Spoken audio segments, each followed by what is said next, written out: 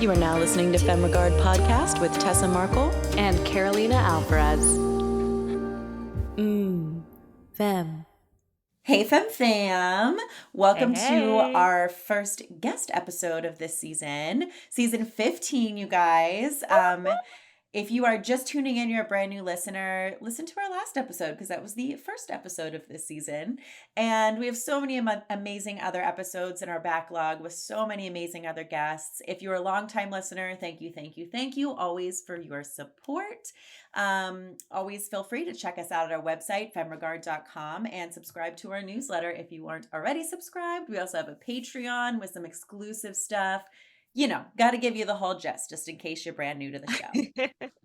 Yes, we're both independent artists here. Like, we are not funded by some giant corporation or media company backing us. We are doing this show because we freaking love it. I think it's been now 3 years that, once the season hits, and we are just honestly so honored to continue to do this and find amazing people to connect with. That an extension, our listeners, I feel like you guys get to connect with them and get to know them more personally and follow them on Instagram and really like learn so much more from all these amazing people. So thank you guys for continuing to listen and supporting us in any way, even commenting, liking. That goes so far because we are still trying to grow, the podcast and Femme Regard so that we can continue to do these things. Because it's a lot of work, fam, but we love it so much.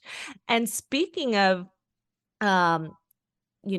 connecting on Instagram and really building a community, we have a return guest today. She appeared on season 3 or 4. We met through Instagram. We developed a relationship solely through social media, to the point where, when she asked me to be the lead actress on her short film, I said yes. And also crazy, it was not only the first experience that I had with her on a project, but the first time I met her was on set, and it was not weird. It was amazing.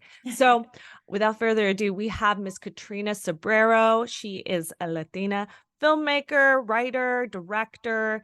She really just blows me away with the content that she is making. I think you guys are going to learn so much from her in this episode.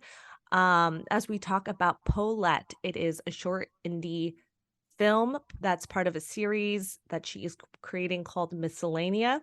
Miscellanea.tv is the platform that she's, promoting her work, and we really hope you guys check out her other shorts on there. And yeah, we're just excited to dive in, talk about the messages of Polette that really, is the backbone of what we at Femme Regard are about, female empowerment, owning your femininity, your strength, your sexuality. I was sold the moment she just said any of that to me. And, it was a really awesome film. And I think we get into more of the distribution stuff at the end. So definitely stay tuned. Because you guys will get a discount code as our listeners so that you can rent Polette and watch it yourself. And also, just want to mention, we gave the code out early to our newsletter subscribers back in December as well. So just another reason to sign up for our newsletter. Support us, support our filmmaking friends, and trust me, it will come back to you because we all love to support each other in this indie film space. So guys, tune in, enjoy, be inspired, and learn something from Katrina.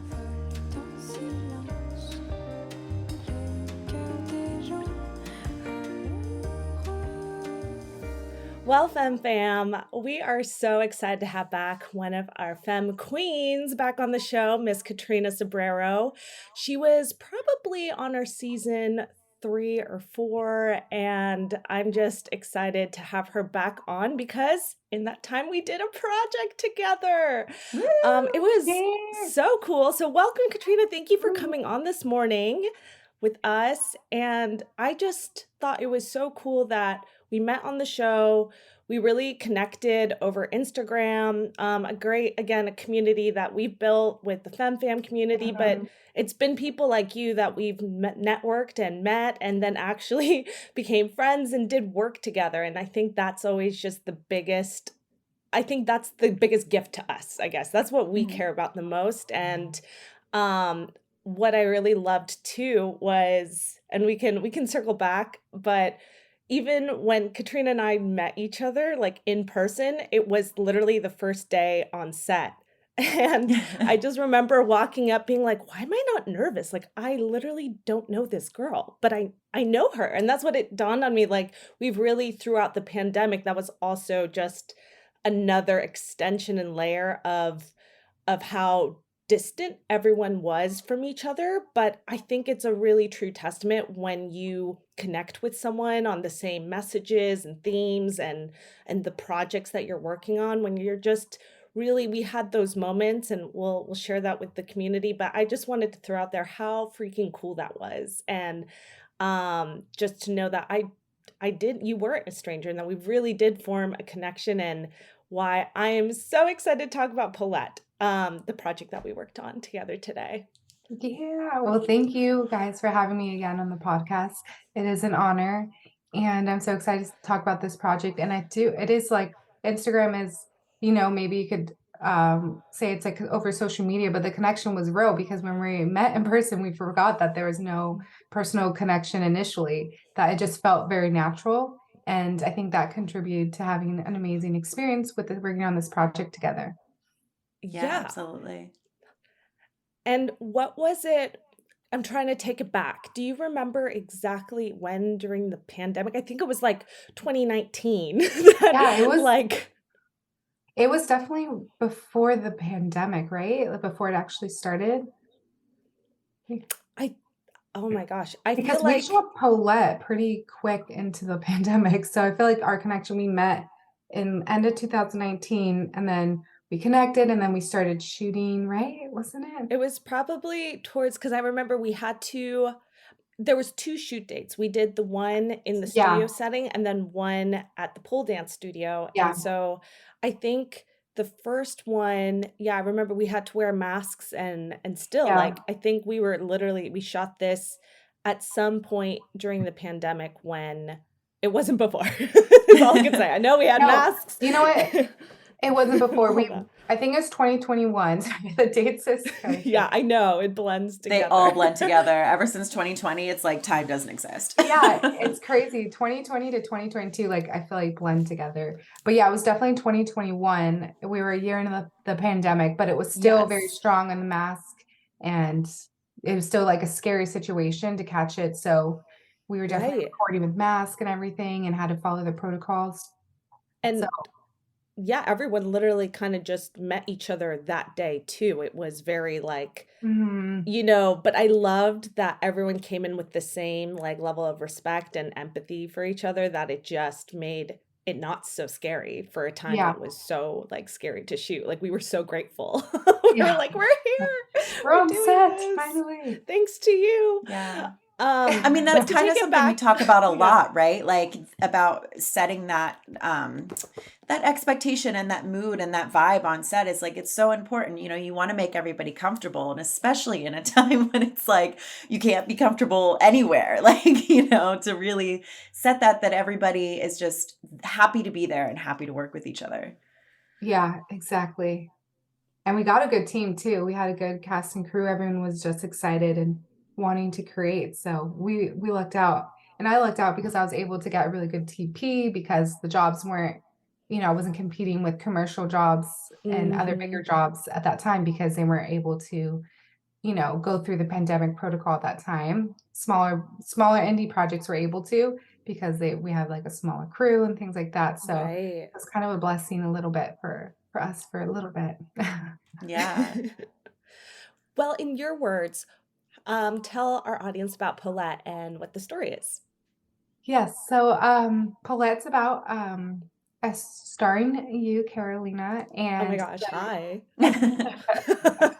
and her name is Crystal in the story, and she goes on this journey to discover her powerful female energy and the right to express it. And it's set in the backdrop of the pole fitness community.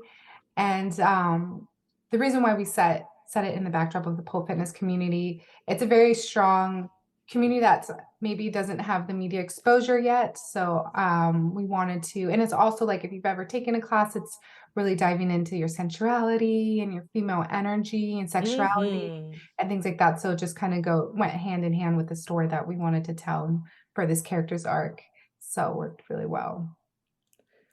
And I love that when you had brought that to me too, you displayed it, comparing it to like the masculine strength and energy and, like they're able to flex their muscles on the field all day long and really, use their bodies and everyone like celebrates that. But sometimes we feel that when women put, in the pole fitness, it is a lot of strength. I got a glimpse of that, a lot of work, and they're showing off their bodies in a sense and in a way that is strong and empowering, but it can get some slack. Women get Yeah, slack for doing that, and I thought that was a really and also a unique reason to why you set it there in that yeah, setting. exactly. Yeah. I did pole fitness years ago now. Like it takes me to sound aged, but I think like 8 years ago. Oh, So guys, this she was has moves. I've seen them. Yeah. Very good. and you have to keep up with the workout because you can lose them very easily. It takes definitely a lot of muscle strength. So I'm trying to gain back when at my pole fit, my ideal when I was like really, really good. I'm trying to get back there, but it's taking some time. And also the pole, your the friction of your skin is what keeps you on the pole. So it's building the pain tolerance again and stuff. So Oh it's yeah, like I the was pain bruised. yeah, and you do bruise, Completely but bruised. and it just goes to show you your body really does adapt because you won't bruise anymore and you won't feel the pain Yeah. anymore once you just keep doing it. It's crazy. And so it doesn't maintain like once you build its pain tolerance, you're able to do it with no pain at all. But I think we shot you, Carolina, doing the first time you ever did any pole moves, we shot it. So it was very genuine in your response and your reaction, and it was really entertaining to watch, I think, as a viewer. So, Yeah, and I love that. Because like I got to watch it recently and I was just excited to see it, of course, because it was, the project that you both worked on, but like I was genuinely impressed. It was such a good film. And yeah, seeing that, I was like, oh, I bet this is real. Like this is her first time doing it. Like it was adorable. But I mean, it is like it's so incredibly difficult.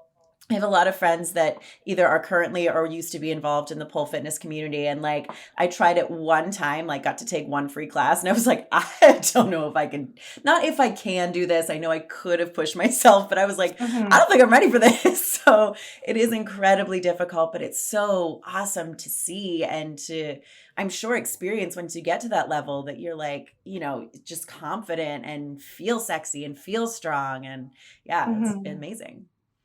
Yeah, I think we got you some pole classes. So when you were doing the extra pole classes, you're natural. I definitely think you could catch on.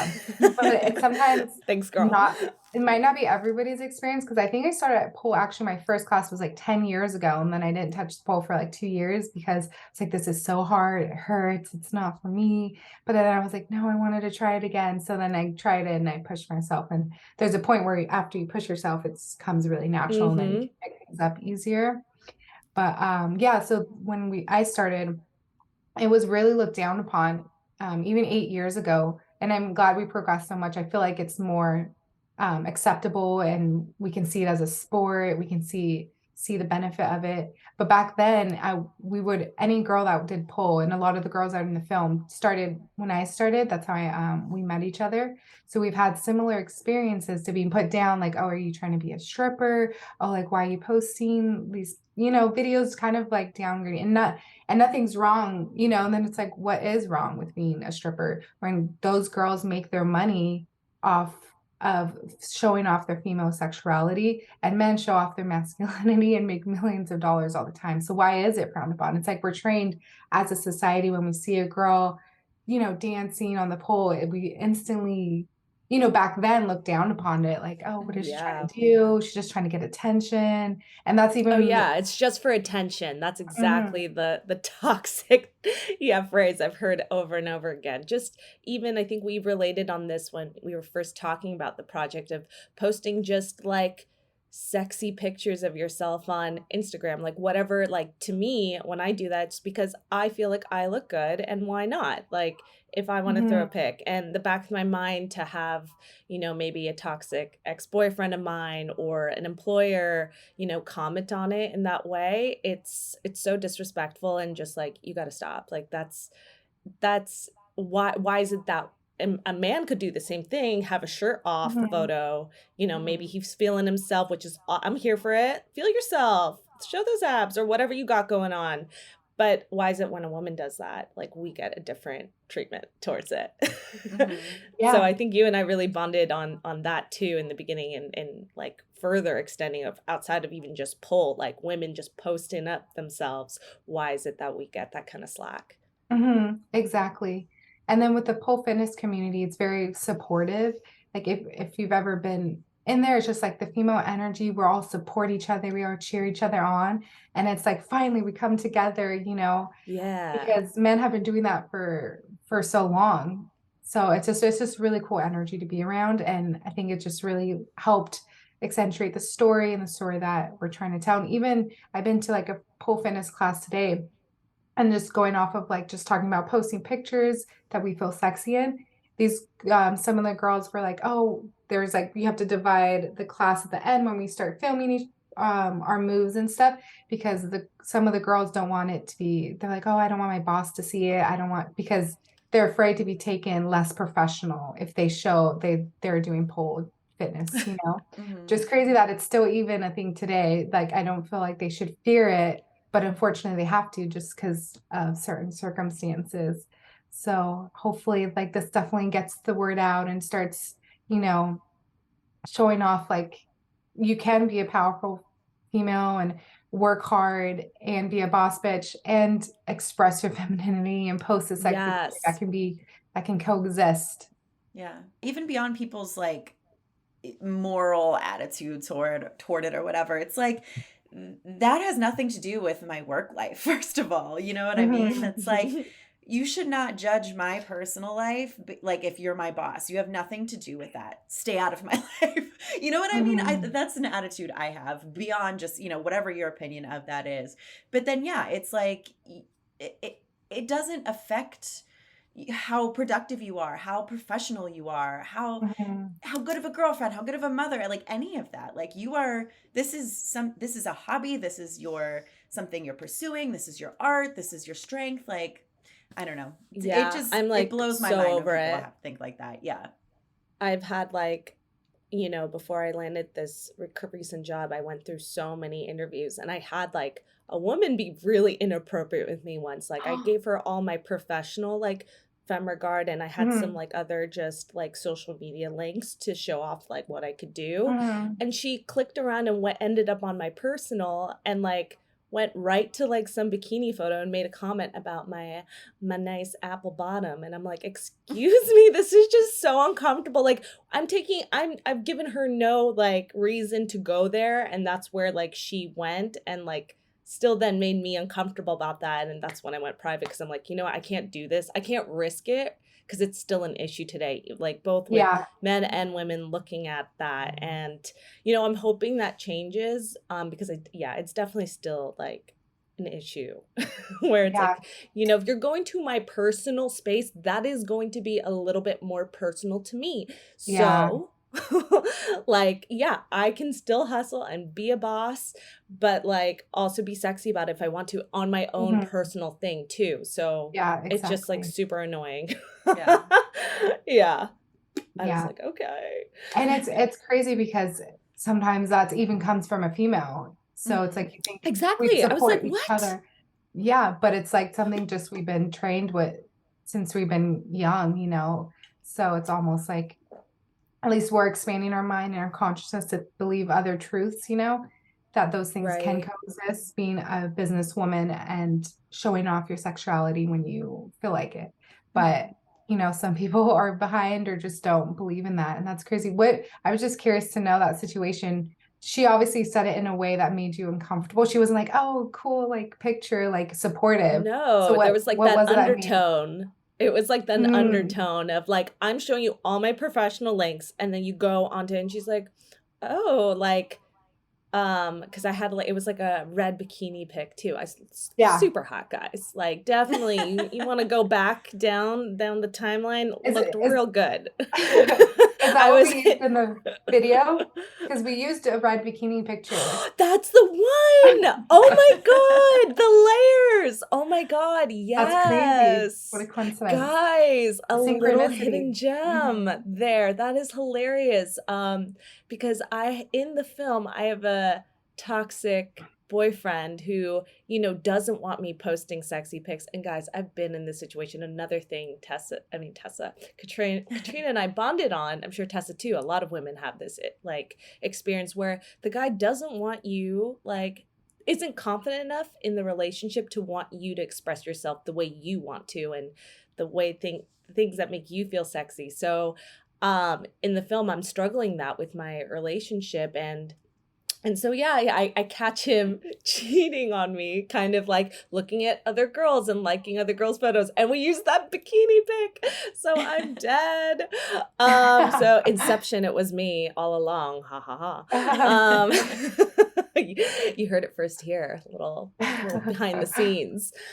But yeah, that was the one, and it was like the way she said it was like, oh, you have an apple. It was so weird.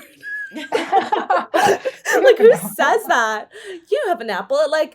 Do I take that as a compliment, or do I find that kind of creepy? Like, it's just inappropriate. We're in a work meeting, like, I mean, not meeting, an interview. Like, you shouldn't be commenting on my physical traits, even if it is kind of complimentary. Like that's weird. Like, we don't do that. Yeah. Like, that to me, I feel like was making it unprofessional from like, she was making it unprofessional. My photo is, that's not my professional site. That's not what I was showing you. So I think that's what was ironic in the situation. Yeah. And that's what happened. It's crazy because nowadays, I mean, Instagram is like your resume. People go on it to vet you as an employee if you're looking to get hired, as just even as like us as filmmakers. I'm sure people go on it. So it's crazy. It's part of our calling card, I suppose. But I feel like there's still room to post other things, like what we feel like posting. But yeah, that's crazy. Yeah. And the interview, your red bikini picture. Yeah. But that's what I love about the characters in Polette, is like, you kind of get to see like where they're all coming from, right? Like, the boyfriend's actively toxic, let's be real. But like the mom, for instance, she's super judgmental, but you see that she's coming from a place of love. You kind of, you get to hear her argument, but then you get to hear Carolina's character's argument back. And hopefully maybe, people watching that do think like the mom, they don't get to have that conversation in real life like she got to have with Carolina's character, so maybe they get to hear that and they're like, oh, okay, I guess I didn't think about it that way, so I think that's what like films like this hopefully get to give people, those different perspectives, and they get to see both sides and get to understand like, oh, okay, so this is where this empowerment is coming from. This is why, people think this way. Yeah, thank you for saying that. I definitely wanted the characters that, even though they're the antagonists and not the, they're the negative of the story, I still really wanted them to have their point of view and why they think that way, because I think that can be more powerful than just making it a little bit more one-dimensional and making them the evil character. I want their viewpoint to be expressed, because there is really people that think like that, and I think there's room to see their point of view and understand that, so we can enlighten them on how we view things. And I think the older generation, thank goodness my mom is not like that in the story, but my grandma is very, very much like that. She's very just like, but she's and a lot of girls that do the pole fitness communities, they do have moms that are like that, or parents that are like that, right? Because we've talked about, we get close and we talk about those things, and it's not that they're being judgy, as we initially think. They're just coming from a different time, and they just, maybe they're coming from like a love almost, and just like, we're trying to protect you. Like, we don't want you being portrayed as a slut, or this girl that sells her body, or just posting these pictures. We want you to get married and have a boyfriend, as the mom is expressing. And And Liliana does an amazing job like portraying this character as Yeah, her she mom. was she was her adorable. favorite. Yeah, it's like the first thing I texted Carolina. I was like, I love this woman. Even though I don't amazing. agree with her, I love her, which I think, I you know, is agree. important. Loved working with her. Yeah. It was the best to react of. I tried to not laugh sometimes because her reactions were just so good. Well, she's And then- also a comedian, so it was really hard not to laugh because she would like throw in things and it would get so funny. Her face Yeah. was so funny. I was like, oh my God, I'm getting scorned right now. The Latina scorn. Yeah. And she's on The Sacrifice on BET with Paula Patton, so definitely check that out. Ooh. Plug her in. Ooh. But yeah, so Yeah. Well, I would love to get into that more. You mentioned she's a comedian, so she would throw stuff in because you had a script treatment for this one, right? It wasn't like full lines written out. So I'd love to talk about that a little bit. yeah, so with this story, as you know, as I'm developing more and more as deeper into a storyteller, I figured it's hard to figure out, I guess, what goes with the story as far as the script. Sometimes I feel like the dialogue you can be really, it depends what the story is called for. And this one I just felt it just using improv based and just having more of a treatment. And just with each scene, we kind of had the story arc, what was going to happen in the scene. So the characters knew the gist of it, but they can go wherever they want because maybe a different turn might be more valuable.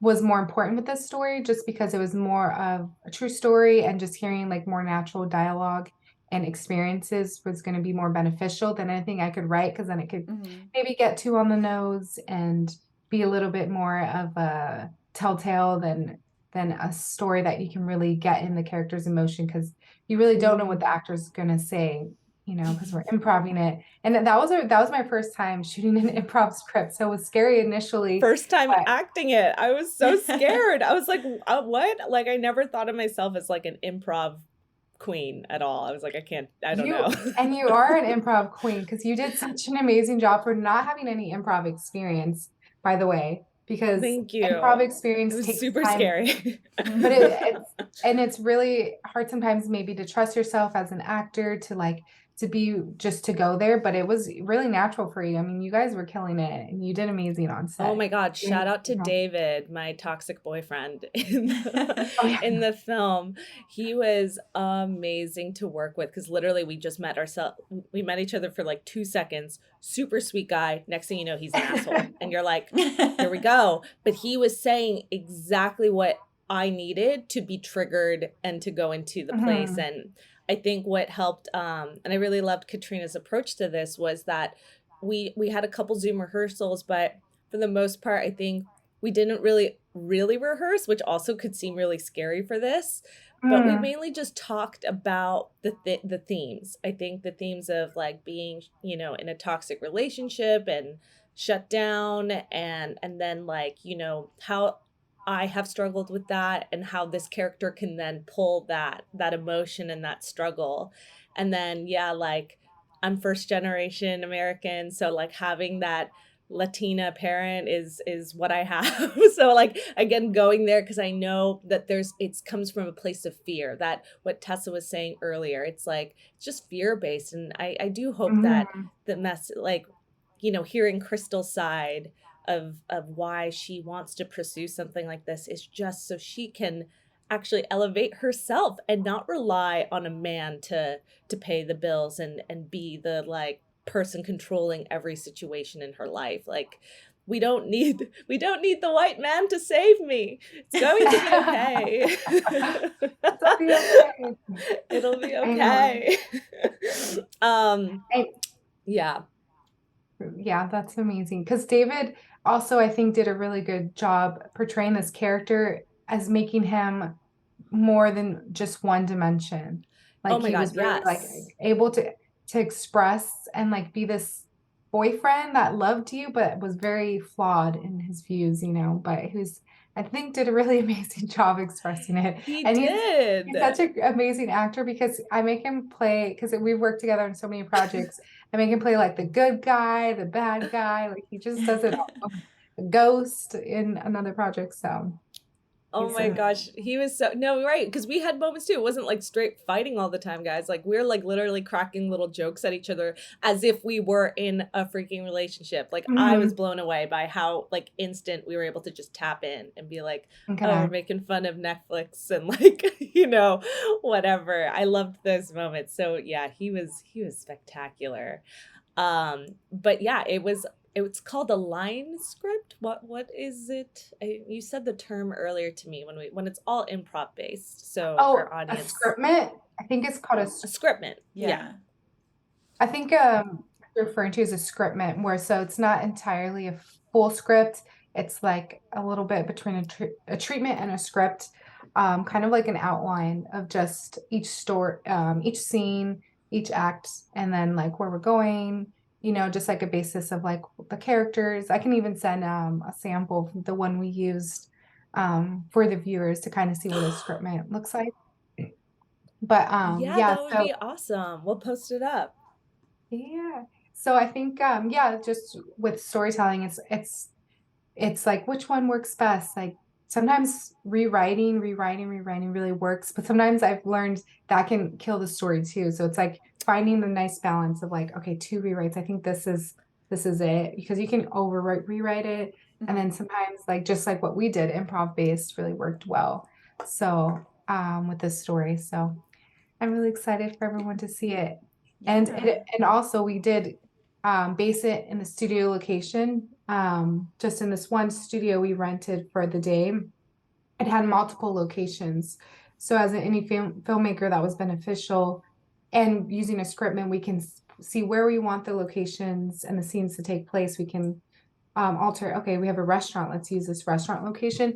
I think the benefit of using a studio location over using like renting like a restaurant or an apartment is that you don't have to do company moves, like everything's on the location. So Yeah. initially like renting a restaurant would be cheaper, or renting an apartment that we used for the place would have been cheaper, but then overall it saved us time because everything was in one location and we can get all the scenes done. We shot like 30 minutes in one day because one, it was improv, and then two is because everything was in one location. So even though the studio overall was more expensive, it saved us money and time just being able to condense it all, because company moves are, I think, what take the most time.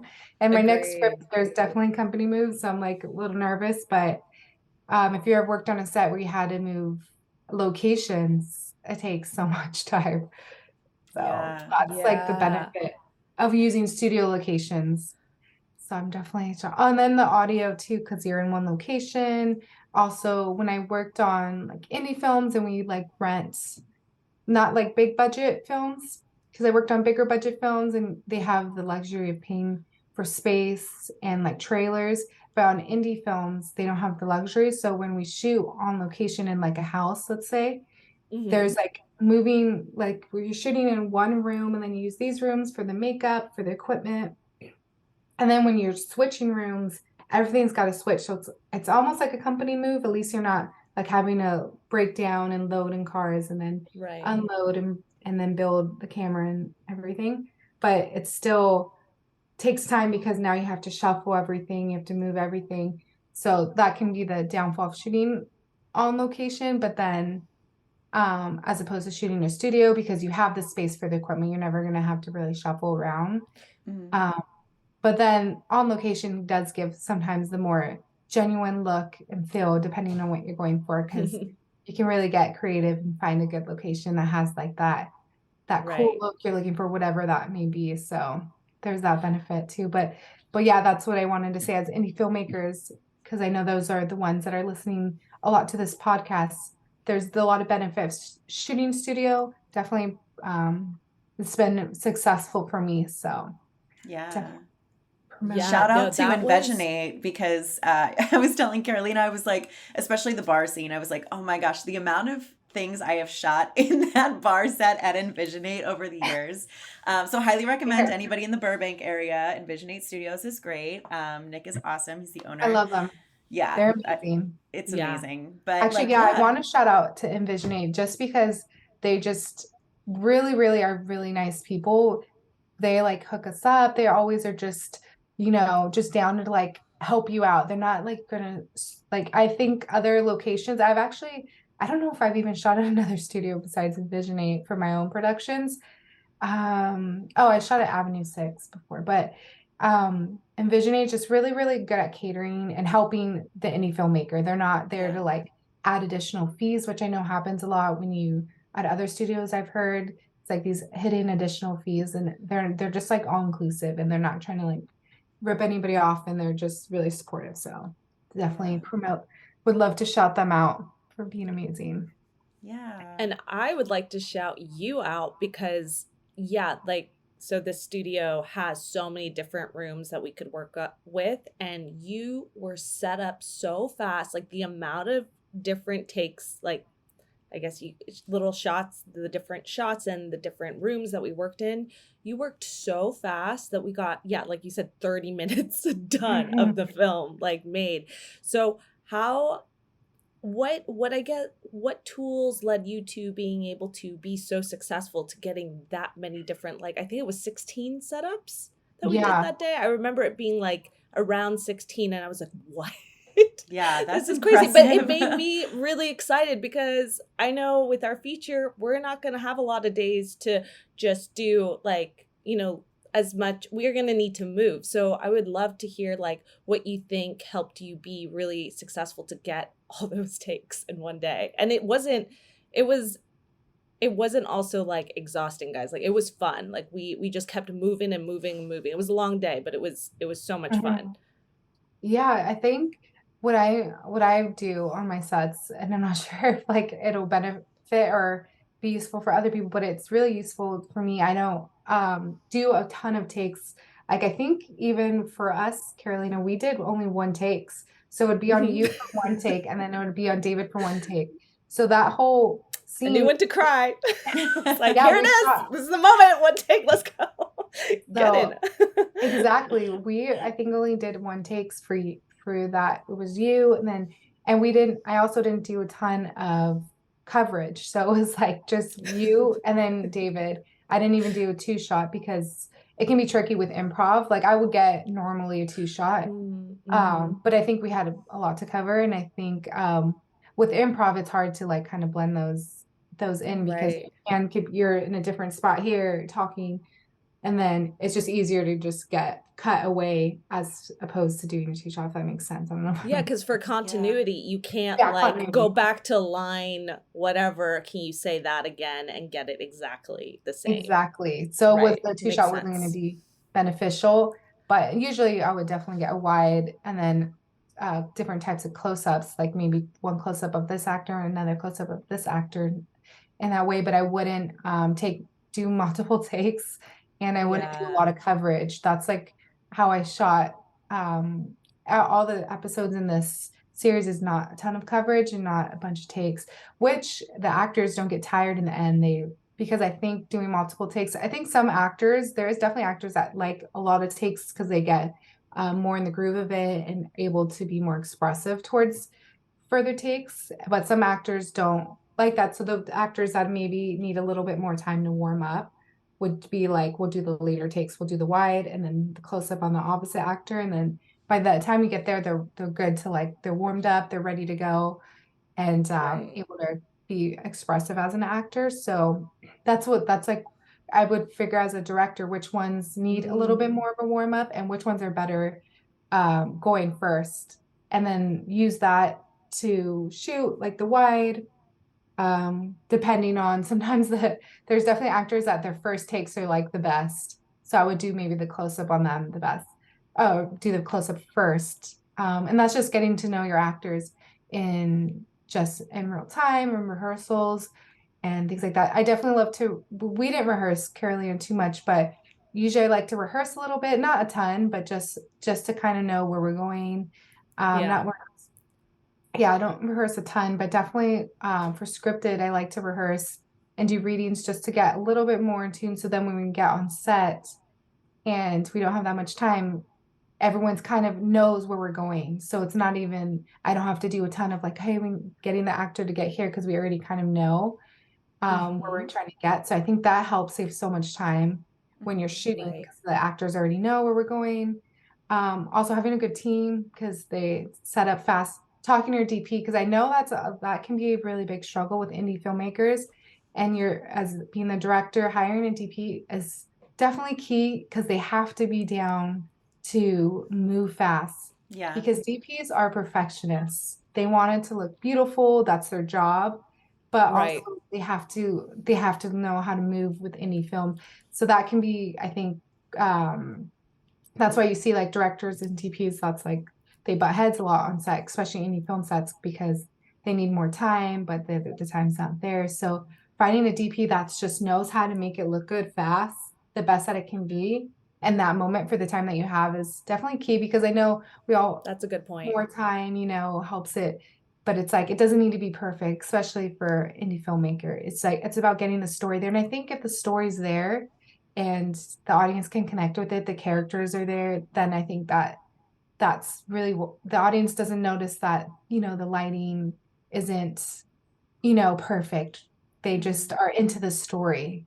So, Right. Yeah. The story is what is really going to grab someone in at the end of the day. mhm. I love that.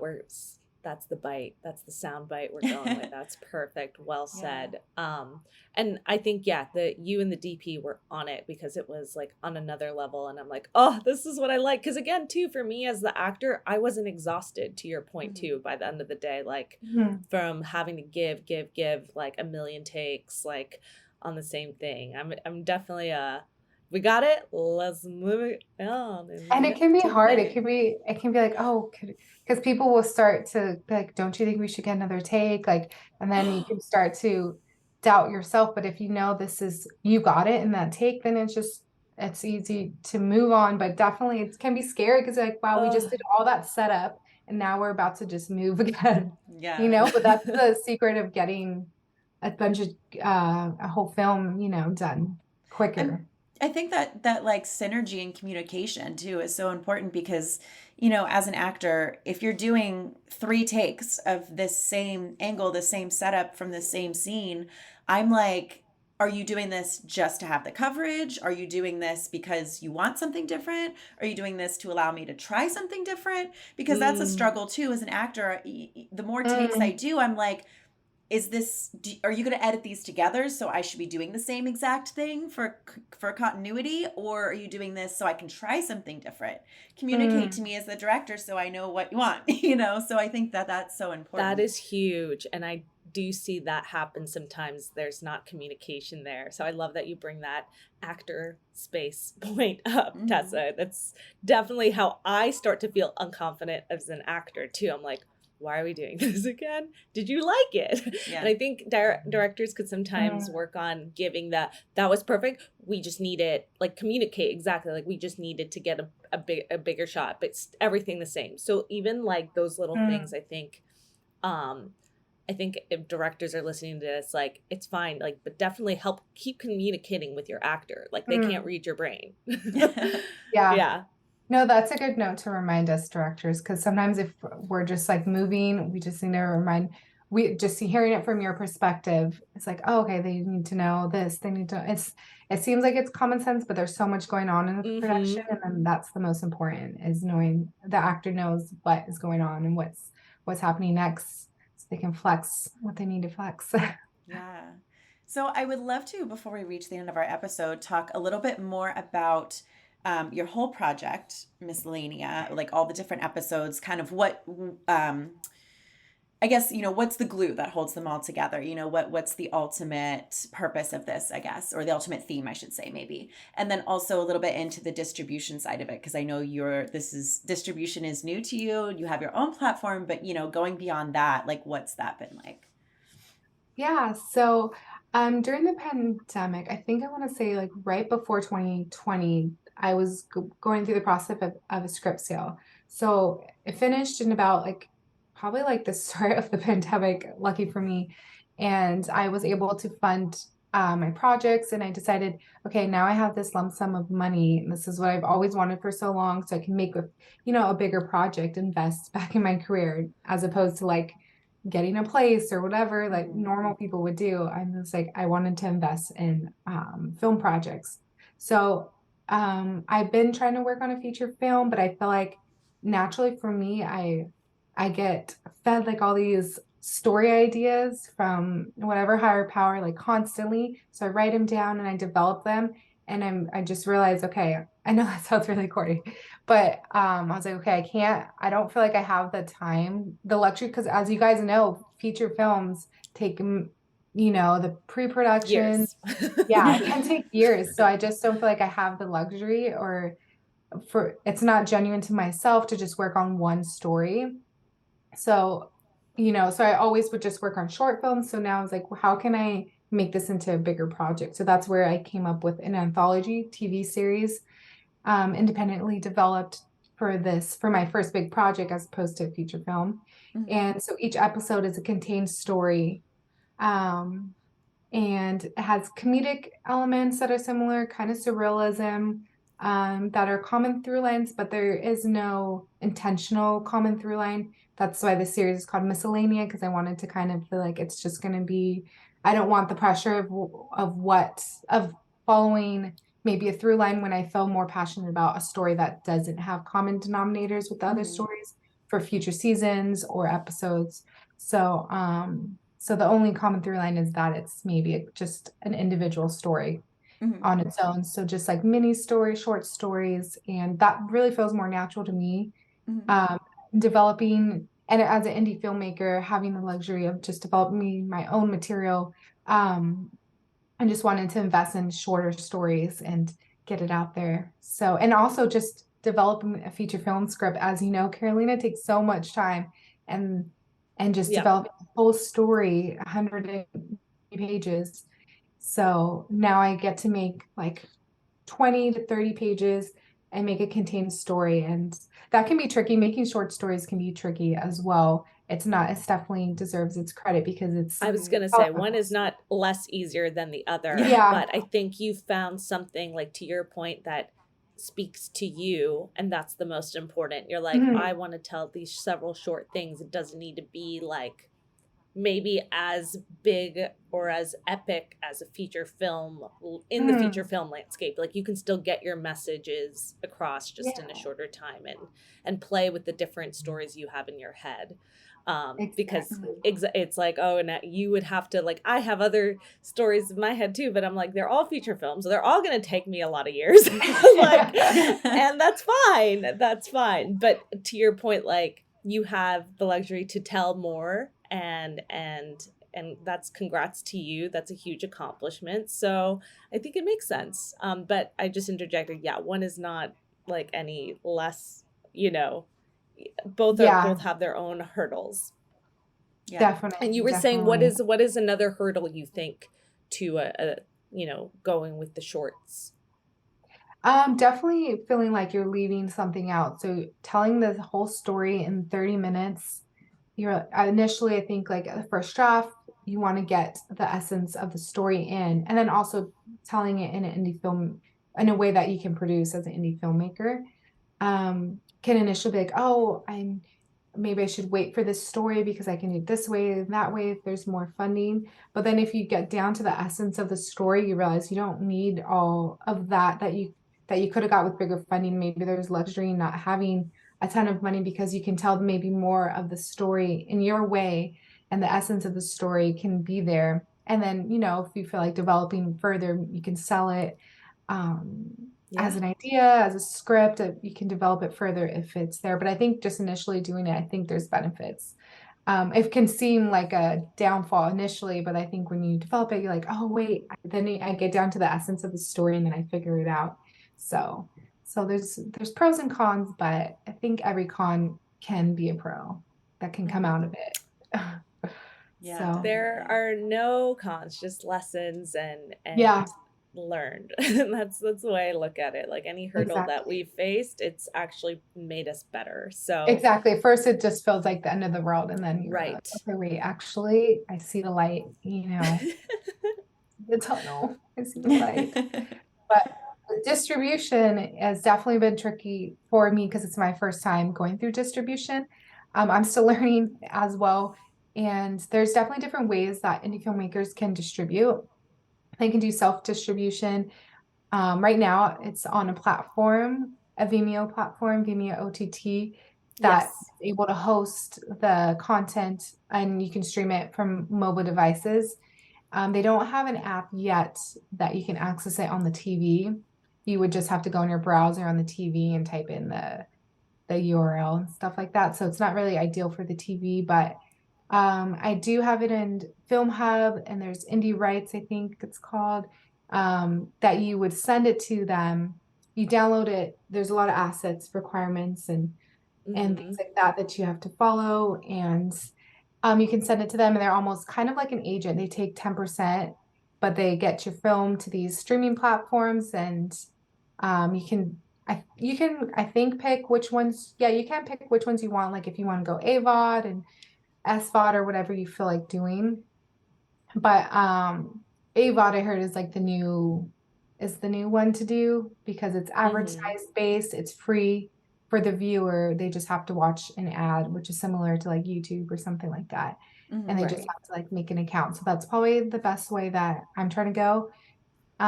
Because also then it's part of a bigger app, and anyone can watch it. It can be part of like, Prime Video and things like that. So that's going on. That just takes time though with it. I'm just waiting for it to be like submitted and stuff. So it's just like the waiting process takes forever, I feel like. And then just the assets, because the assets are so big, and mine aren't even as big as yours guys is going to be, because yours is going to be like a 2-hour film.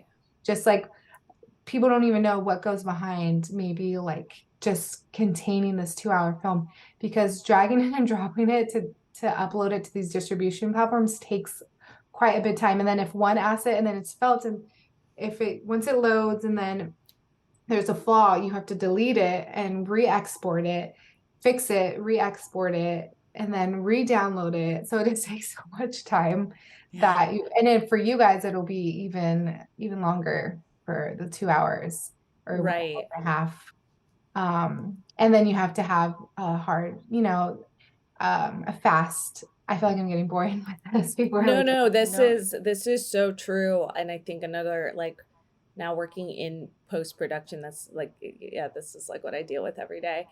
And with these giant films, like, we can't just like export and send it to a distributor, to a platform like instantly, and our SAN space is always like yelling at us. But I'm curious, with you're speaking of assets, which I understand being in the post-production space, but for our viewers, and to like, I haven't done it on like in this kind of setting, is it like, picture, sound, like do they want it sent separately, or are they both like compressed into the same, file that they want, the file size that they want? Yeah, so they'll have like a page, and then you would upload it on the page, and there'll be like key art. So each streaming platform requires different dimensions for key art. So you have to, depending if you're sending it individually or if you're sending it through like Film Hub, you just will upload all the dimensions, and then they will distribute to the streaming platforms which one they want, which dimensions they require for key art. Okay. And then you also need captions and trailer, and then your video file and things like that. So the video file has to match the captions and everything like that. Right. And once that lines up, and the frame rate, and everything like that, you just have to make sure that lines up. And it just definitely a lot. It gets tricky. There's a lot of like things that you have to like learn about and figure out and things like that, because certain captions and the export of that, and also the I know about captions now. Captions Pro. I've learned about captions. So, and then the video file is a whole thing, because sometimes Prime Video wants they want like H.264 is fine, but like not in the original wrapper that it will be exported in. They want it wrapped in like MP4, or maybe I don't know. It's like, I think they do. I think it comes in MOV, and then they want it in MP4. So I'm like, oh dang it! I just exported it. It's not what they wanted it. So then it'll take like MOV is a larger file, and then it's like the MP4 is smaller. But that's a good thing for our audience to hear. It's like, it's a process, it's a learning curve, and everyone can like do it. So the first time is always going to be a bitch. So don't like Yeah, You can cry about definitely. it, but then also just like it'll be fine. Like everything will always work out. Yeah. And like, is there a way, I guess, to like kind of see what these platforms are looking for ahead of time? Is that an advice you would give to someone looking to distribute them AVOD, after they've completed their Um, project, to like help know like, oh, I didn't shoot it this way, like, or I didn't get this key art. So from what I'm hearing, it's like, make sure you got there. If you want to go this route, you're going to need key art. You're going to need a trailer cut, and like, things like that, I think are kind of like good takeaways from this conversation that we're just getting, because it can get really technical so yeah, it quickly. definitely gets really technical, the distribution Yeah. side.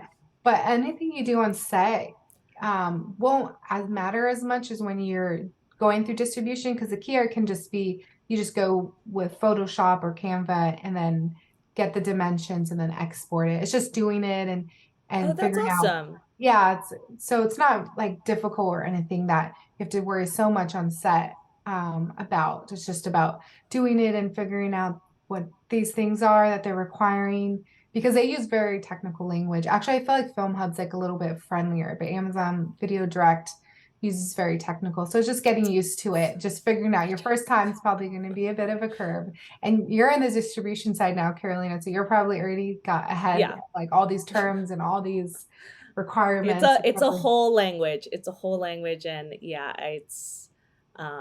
I'm working on a very, very crazy project right now with a ton of different frame rates, 2D, 3D. And yes, like when you go into downstream is what we call it for Amazon or Netflix, like that's another, like, yeah, they require different, every platform will require different tech specs, and it's insane. I But know.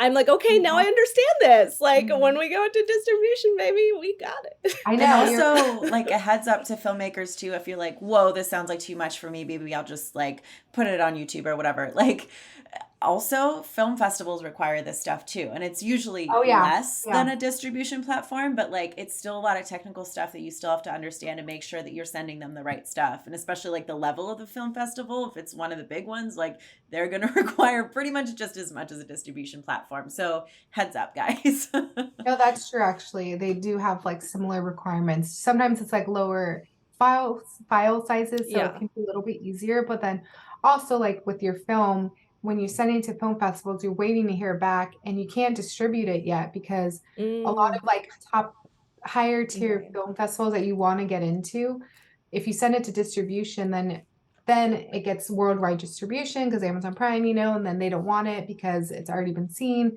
and it's out, and then you just paid $50 or whatever for the festival. So yeah, it's a lot that goes into it. So with festivals, it's almost like you want to do that first, and then you have Good. to I'm glad wait you to said hear that. back. You're waiting to hear back before you send it, because if you send it once you send it to distribution, you don't really have control of when it goes on. You don't have that control. Once it's in, it's in. From my understanding and from doing it, they don't even let you know when it's on. You just send it to them and it goes Oh on. my God. So that's why it's like you got to wait for that. But yeah, if you want to try to get to film festivals, which film festivals are really important, it just takes time, especially when you're trying to get, pay a lesser fee because you don't want to pay the late fee, but then Right. you have to wait 8 months to hear back and stuff. So Yeah. the whole I think that's a process. really good point.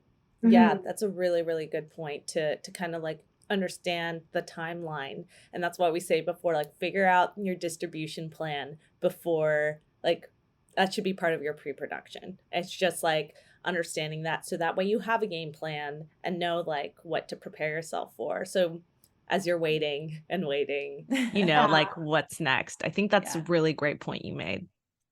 Yeah.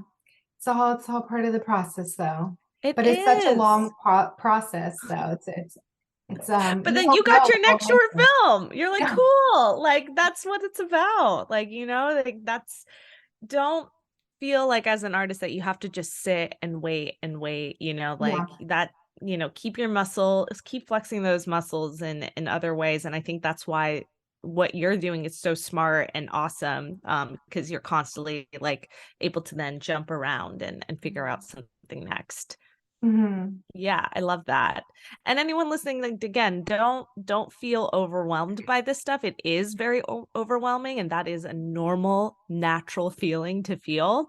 But when you let yourself, like, when you start learning about just AVOD, SVOD, TOVD, like we've talked about this on the show before, like, do your research, and the more you start to learn the language, like in my job today, in the professional setting that I am in distribution, it's never the same thing. It is never the same situation. And my boss is just always telling me to just figure it out. Like, go do detective research and figure it out, because there is no training. You just got to learn. And I actually kind of love that, because that has been my experience with Femme Regard and Tessa. Like, we just learn everything ourselves. So you can too. Like, even in the professional sense, it is just, no one knows what they're doing. We're just all trying to figure it out to make this film come to life. That is the truth. Yeah. No one knows shit. Okay. So just take a deep breath, dive into your Google. And some of the stuff isn't Googleable. And so that's when you try to find someone you can call and ask questions. And we've heard that sales agents and distributors, there's some lovely people out there that maybe you can connect with and just have a chat. They're there. They want to share. They want to connect, because maybe you'll be their client, maybe not. And that's okay. No pressure. You should not feel pressured. Okay. So have those meetings. And I think that could also give you some insight, especially if you're new to this. So I hope that helps, fam. We're always here. Let's hear where all, Katrina, pimp yourself out, your Miscellanea, platform where they can see that, the Polette, your personal. Give everyone the tea. I'm sure she's someone to follow and use as a resource too, fam. And of course, me and Tessa are here for you as always. Yeah. So, you can find the series and the episode Polette on miscellanea.tv. And then you can follow the TV series at miscellanea.tv on Instagram, or my Instagram, Master Contender. And I post mostly filmmaking stuff, and I love to collab and meet new people. So if you're hearing this and are interested in connecting on Instagram, that's how me and Carolina met. I love to meet new people in the filmmaking business and collab and get together and things like that. So feel free to reach out. Yes, so listeners, make sure that you watch Polette. Right now it's available on miscellanea.tv and will be available on streaming platforms very soon. If you subscribe to our newsletter, you have already gotten a discount code to rent it, so make sure you take advantage of that. And if you are listening now and you haven't subscribed to our newsletter, we highly recommend you do. Just send us your email address, but we'll give you the code anyway, so you can get a discount on renting it. It is Femme, Femme 30. So guys, make sure that you tune in. And again, keep a lookout on all the streaming platforms for Miscellanea and especially Polette in the future. Yes, everyone go support Katrina, me, girl, go see me act. Thank you for the discount code to the Femme fam. We really appreciate it. And I just am so excited to see you grow as a filmmaker, the content you're putting out. It's been such a fun journey. Love the support always. And Femme fam, go support your girls. We're here for it. So thank you so much for coming on today and talking about it with us. I think this was a very inspiring episode. But thank you for having me on. I'm super excited to be here, and I love working with you guys and coming on this podcast. Love listening to you guys. So just honored to be here. Thanks for listening to Femme Regard Podcast. If you like what you hear, tune in every Friday for more tips on the filmmaking business and insightful conversations with industry professionals.